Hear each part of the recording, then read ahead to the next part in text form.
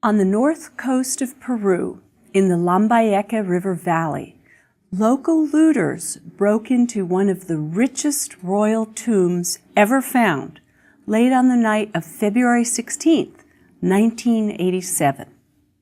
Sacks of gold, silver, and copper objects were carried off from the tomb. The looters started to quarrel heatedly about the way to divide these riches, and so one of them went to the police in the nearby village of Sipan to inform on his friends. When Walter Alva, the archaeologist who was head of the local museum, saw what they had found, he immediately recognized its importance and uniqueness.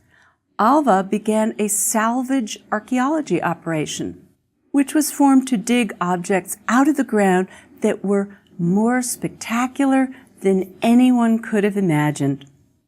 The excavation at Sipan unearthed the most sumptuous tomb ever found in the Americas. It's been compared to the magnificent finds of King Tutankhamun's tomb in Egypt.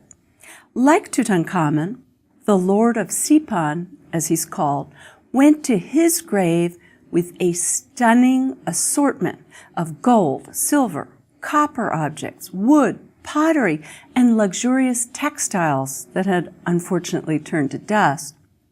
Now, all of these opulent grave goods made his powerful role in society clear. The Lord was at the top of the hierarchy, and he was buried with goods that showed in clear and great symbolic detail what he did in life, as a warrior and as a priest. They carried his role into death as well. This personage obviously led a complex society, which was extraordinarily good at producing objects of luxury that connoted status and power. The Lord of Sipan's tomb was found here, at the site of the Huacas of Sipan, where 3 ancient and eroded mud brick mounds rise from the earth. This is the area of the site of Sipan as seen from above, lush, green agricultural land, irrigated by ancient canals and the river, surrounds the mounds and produces maize, beans, and squash. Otherwise, the long strip of land which borders the north coast of Peru is an arid land with little vegetation. Fortunately, it borders on the Pacific Ocean with its cold Humboldt Current, which provides some of the richest fishing resources in the world. Marine creatures like sea lions and octopi, crabs, and numerous species of seabirds figure in the art of this area, along with the land creatures, llamas, deer, owls, snakes, lizards, foxes, and felines. Rivers punctuate the coastal deserts and flow to the coast from the snow-capped peaks and glaciers of the Andes Mountains. The Sipan Mounds are not natural hills, though they echo the peaks of the Andes in the distance. The mounds were built out of adobe by the people who lived here almost 2 millennia ago. The pyramids, which are actually adobe platform mounds, belong to a culture that is rich and fascinating, but still enigmatic. It may never be entirely understood. That culture is called the Moche. No writing exists for the Moche, so only the artworks give us insight into this unusual culture. It was an amazing, artistically innovative, warlike, sacrificial, and wealthy civilization. When Walter Alva began to excavate, he hardly expected to find something as rich as this tomb, because almost nothing was known about Moche burials. Archaeologists knew that the Moche culture had dominated the north coast river valleys of Peru from about 100 AD to 800 AD. The Moche culture was actually named after the Huacas de Moche, 2 large and now almost destroyed adobe pyramids found in the Moche River Valley. These temples, or adobe mounds, were enormous. The Huaca del Sol was the largest pre-Columbian structure in South America. The Spanish, upon arriving in Peru, treated it as if it were a mine of gold. They extracted objects from the tombs that were hidden within. They even diverted a river to course through it in order to get easier access to the tombs. So not a lot was left for modern archaeologists to discover and study.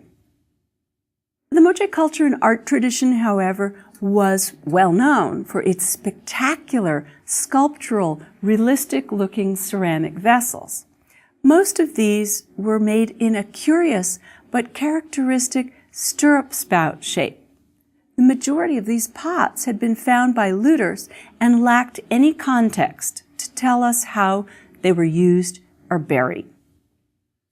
The style of these ceramics was unusual in the arts of the Andes. There were realistic depictions of animals, plants, humans, and even sexual activities. The Moche even made what are known as the famous portrait vessels, presumably of rulers or elite people. In fact, Paul Gauguin, the French painter who fled France for Tahiti, had roots in Peru and made a portrait pot based on the Moche models he had seen. These Moche pots were outliers in terms of the tradition of Andean art, which consists of the ancient art of Peru, Ecuador, and Bolivia, because they were far more naturalistic than almost any other art of the Andes. Most Andean art was far more abstract and oriented to the supernatural world. So it was a surprise when Alva dug down with his crew into what would eventually be named Tomb 1, the royal tomb, and found 1,137 of these ceramic pots in a layer above the tomb. This was before he entered the actual funeral chamber. Sitting eternally watchful at his post, the team also found the skeleton of a soldier guardian whose feet had been cut off to prevent his leaving. Inside the main wooden sarcophagus, the excavators found the mummy bundle of a man, an elite individual, probably a ruler, whom they named the Lord of Sipan. His remains were radiocarbon dated to about 290 AD. Several other skeletons, those of humans, a dog, and 2 llamas, were found buried around him. It seems that some of these people and animals were sacrificed to accompany him in death. The metalwork and other goods buried with this man really stunned the archaeologists. The objects were opulent and incredibly sophisticated. The archaeologists carefully cleaned away the dirt to expose a series of wonders: a golden headdress, necklaces, scepters, pectorals, back flaps of gold and silver, and remains of shells, woven textiles, and feathers. They were technically quite advanced in terms of metalworking techniques and aesthetically superb. Amongst the smallest of the tomb artifacts, to the side of the Lord's head, was a spectacular set of 3 pairs of ear spools. Large and heavy jewelry plugs worn in a sizable hole in the ears, which distinguished the wearer as a high-ranking person. There were 3 pairs of ear spools, each with different imagery. The most amazing work of all is this one, an ear spool that depicts the Lord of Sipan himself in miniature. It's a microcosm of the Moche world and shows us the symbolic place of this ruler within it. Not only is it gorgeous, intricate, and skillfully wrought gold and turquoise object, it's also a window into Moche society, into Moche religion, and into their technical capabilities. This diminutive work of art, besides being a striking portrait of the Lord of Sipan, is really a tour de force of metalworking in miniature. We'll see how the accoutrements that the earring figure wears are almost exact miniature reproductions of the Lord's accoutrements that were actually found in his tomb. We'll see next what makes this such a masterpiece as we examine the object more closely. Now, we just left Mesoamerica after looking at a colossal round sculpture of concentric circles with complex imagery, the Aztec calendar stone. Here, interestingly, we will see a miniature version of artistic expression in the very same shape, with a face at its center as well. What we see here is a round disc with a three-dimensional frontal image of the figure of a man. He's dressed for warfare and flanked by two smaller and less detailed subsidiary figures. They're shown in profile. The ear spool is made of hammered sheet gold and inset with pieces of turquoise. The outermost ring of ornament consists of tiny, individual, hollow, round gold beads soldered to a solid gold rim.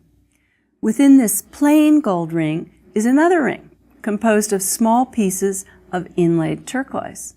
The color contrast between the turquoise and gold is striking and quite pleasing.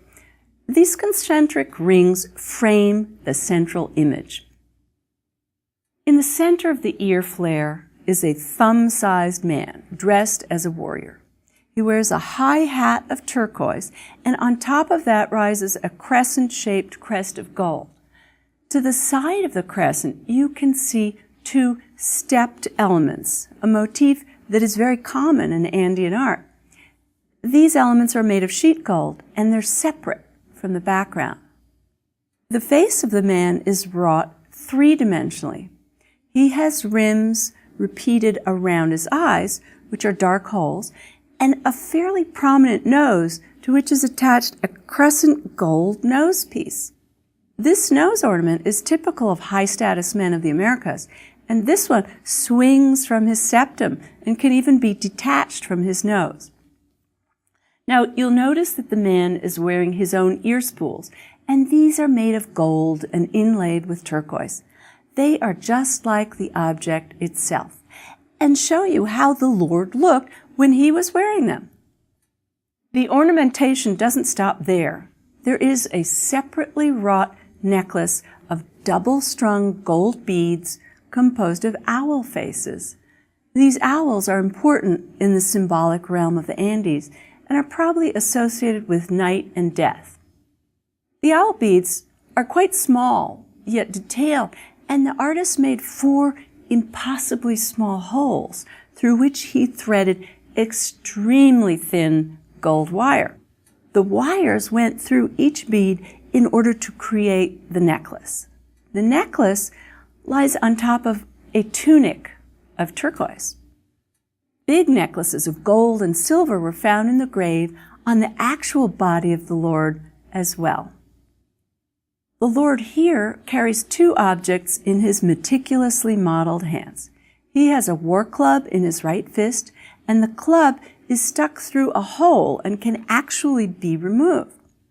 It mimics the shape of a real Moche war club perfectly. On his left wrist, he bears a small round gold shield, which can also be detached. Below it are very naturally modeled and muscular legs with the tiny knees indicated by diamond-shaped incised lines. On his belt, we have 2 sets of bells on crescent-shaped elements. They hang from actual rings here. These are also real ornaments which have been found as full-sized examples. They're depictions of the decapitator god, a frightening image seen in all sorts of Moche art, from murals to ceramics and metalwork. This god was a taker of heads, and the motif of the trophy head is common in most of ancient Andean art, not just the Moche. The main figure of the Lord of Sipan has these 2 profile figures flanking it. These are 2 smaller men, each of whom wears an elaborate tiered turquoise headdress that is surmounted by a gold crescent, similar to the Lord's. Their bodies are made of inlaid turquoise pieces, and the gold that outlines their ear spools, neck, and shields. This extraordinary miniature of the Lord of Sipan complete with removable miniature elements, was attached to the background of gold sheeting. The gold sheeting was attached to a core of wood.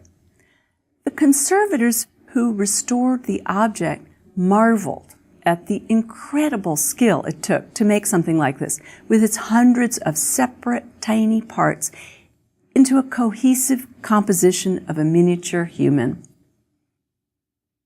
These Moche metalsmiths had to have amazing skill and experience because this is a pinnacle of Moche and Andean artwork. It shows how sophisticated the metalworking techniques were, that they could work in such a miniature method. They needed to master many different techniques: hammering sheet gold over core, making hollow gold beads, soldering the hollow beads to a rim, inlaying stone pieces into an amazingly small mosaic, creating miniature gold wire, and threading tiny gold beads. They used sheet gold and silver like this to make masks, headdresses, applique ornaments for garments, and for all sorts of ceremonial weapons and jewelry. They also used lost wax casting for these precious metals, and they were able to combine them into different alloys depending upon the colors and qualities that they desired. Copper, for instance, alloyed with gold would make gold more reddish, silver would lighten it.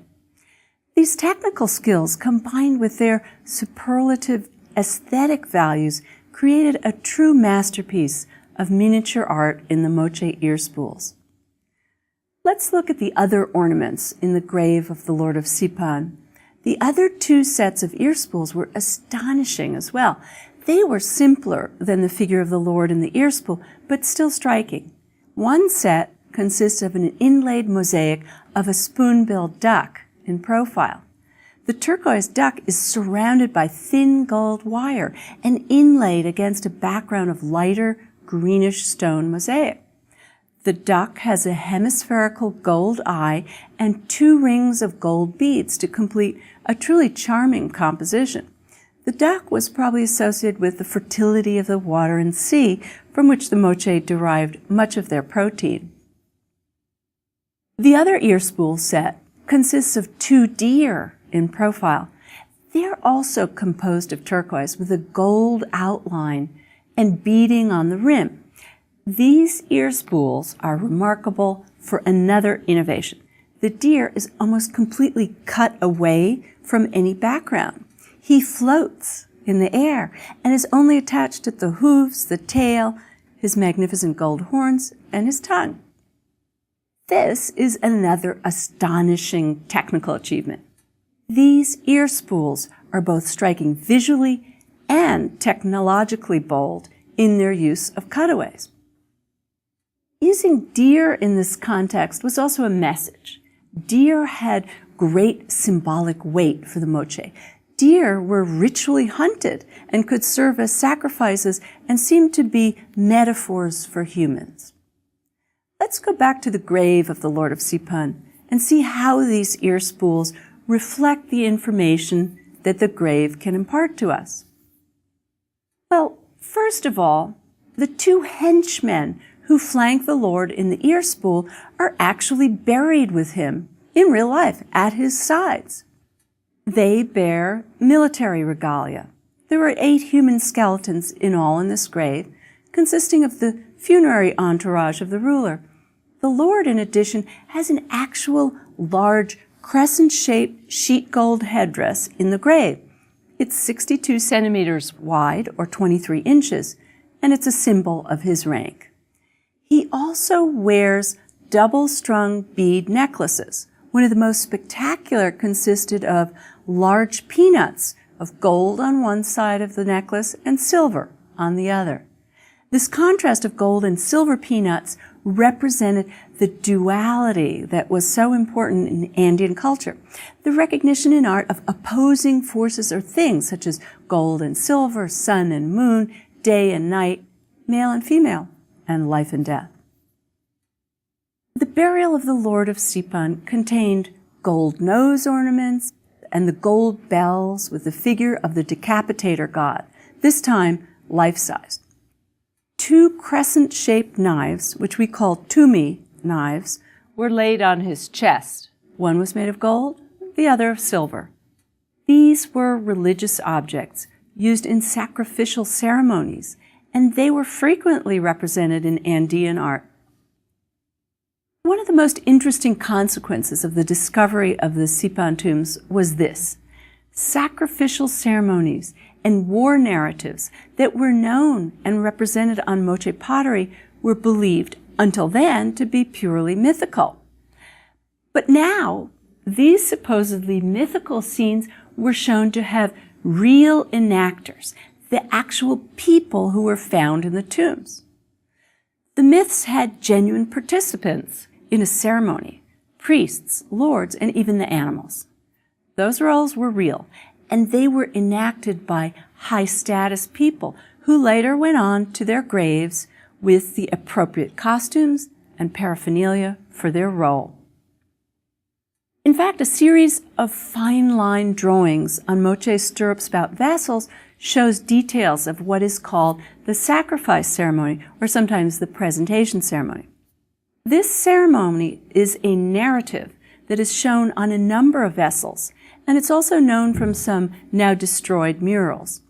It was referred to on many pots in different variations, just like a Christmas scene could include only Santa or a reindeer or a sleigh, yet you would know what it implied.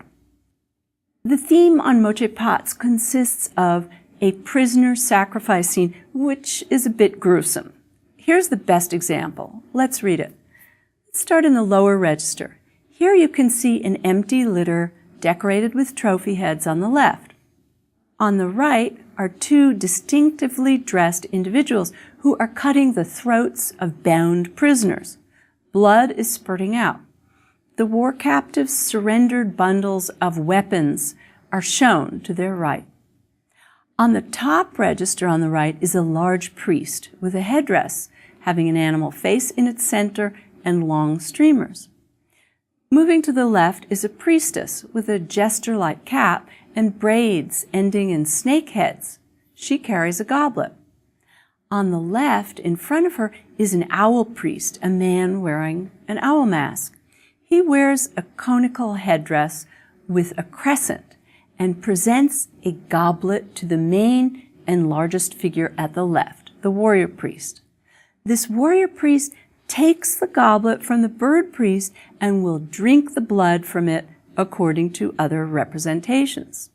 The warrior priest has rays which emanate from his head and large metal back flaps.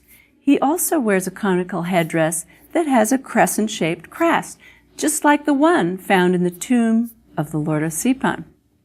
He has the same sort of nose ornament and wears large ear spools that even show the rings of soldered beads that we see in our real ear spool here from Sipan. There is a spotted dog at his feet. All this information shown on the narrative drawing jibes well with the occupant of Tomb 1 at Sipan. We realize that the man buried here impersonated or was the individual we call the warrior priest in the drawing. He was buried with all the paraphernalia that role required. Even the spotted dog at his feet has its analog in the real dog skeleton found in the tomb. So this information confirms for us that the occupant of the tomb was the personage who received the sacrificial blood in the goblet and drank it. We know from many other such narrative vases that the Moche engaged in ritual warfare and real warfare as well. Warriors wore elaborate and unique costumes, just like the Maya and Aztec warriors we know from other artworks. The winners in Moche ritual battle stripped the losers of their regalia. Then the losers were bled, sacrificed, and possibly dismembered. Real skeletal remains showing such torture and dismemberment of young warriors has actually been found at Moche sites like the Huaca de la Luna. What's interesting is that the Moche had a practice of and reverence for sacrificial bloodletting and decapitation. They engaged in this elaborate, choreographed sacrifice ritual that was witnessed by the populace in the plaza. This sort of ritual event bears some resemblance to what we saw in both Maya and Aztec society, though the particulars are different. What we do know is that rituals of sacrifice took place at the huacas, or platform temples, and plazas, and were a grand spectacle watched by the citizens. The actors in these dramas include the people who were unearthed here at Zipan. As in the Maya and Aztec realm, prisoners of war figured importantly in the ritual and were used as sacrifices. The artworks involved in this spectacle, like the mural in the background, the garb and regalia of the enactors, all of it served the message of the ritual and the religion.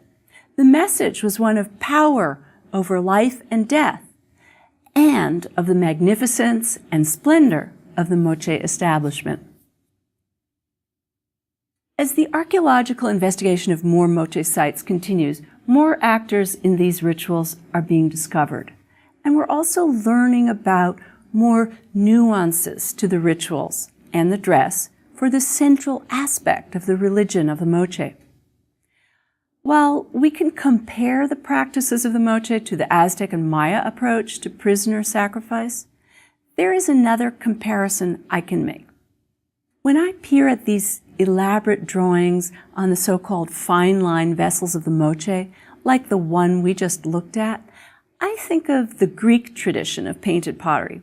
Here, strangely enough, is a similarity to Moche narrative art in content, medium, and approach. Do you remember the death of Sarpedon by Euphronius, the crater that we looked at in an earlier lecture?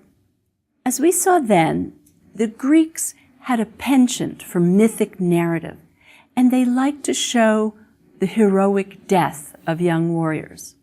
We see many archaic Greek images of young, armed warriors. In many cases, these are known from myths and epic poems. Then we see the treatment of such warriors after the battle as well. Interestingly, this treatment in and after death of such warriors was an important subject in the art of the Moche as well. For instance, in Greece, the dragging of Hector by Achilles in the Trojan War narrative depicts the humiliation and deplorable treatment of the body of a warrior. Sarpedon, too, is stripped of his armor in the crater scene. Well, that is exactly what is depicted in the Moche mythic narrative, the stripping of armor of the defeated warrior. Moche and Maya depictions of defeated warriors show them naked, just like Sarpedon in his death.